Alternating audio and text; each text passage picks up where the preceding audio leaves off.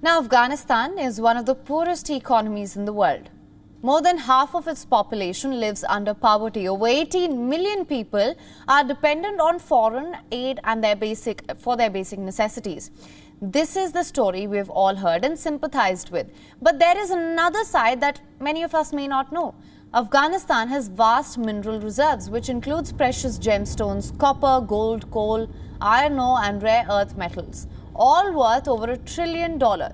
With the Taliban regaining control over the country, the mineral reserves have also fallen into their hands now.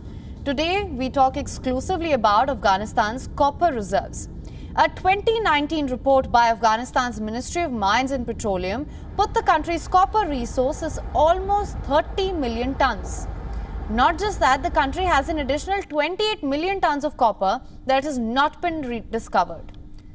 That is 60 million tons of copper, which is valued at hundreds of billions of dollars, a figure that will keep on rising as the demand for the metal grows. And our correspondent Anas Malik travelled to the untapped treasure trove of Afghanistan, and after the tiresome gathering of all permissions, he managed to visit one of Afghanistan's copper reserves in the Logar Province, accompanied by 2 armed men. Take a look. So we're on the way. We stopped at Logar's Vilayat, the provincial headquarters. The men behind me that you see, they've been given as escorts who would be accompanying us. Let's just have a word with them. One of them's name is Mansoor.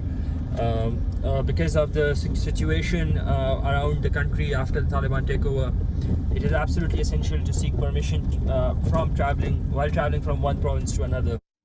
Now, Logar is 53 kilometers away from Kabul. It takes almost 90 minutes, where the coal fields are located.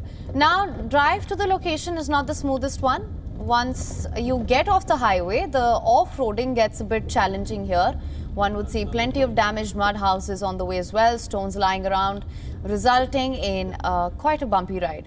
Now, Anna stopped by a bombed mosque in the Babus village en route the location. Take a look. While en route to Messanek copper fields, which is roughly an hour and a half from the provincial capital of the Logar Province, you'd see sites like these. I'm standing at a mosque, or what used to be a mosque. You can see this mosque is now entirely damaged. Locals here allege that this was bombed by the then Afghan army for the fact that they thought that the Taliban were operating from here. You can see my camera person can follow me as well. This is the point of impact to where the rockets had landed, destroying the mosque completely, making it entirely dysfunctional. Those are the carpets or prayer mats where it used to be. You'd see sites like these quite often while on the way to Messanek from the provincial capital, that is Pule-Alm, which is the provincial capital of the province of Logar.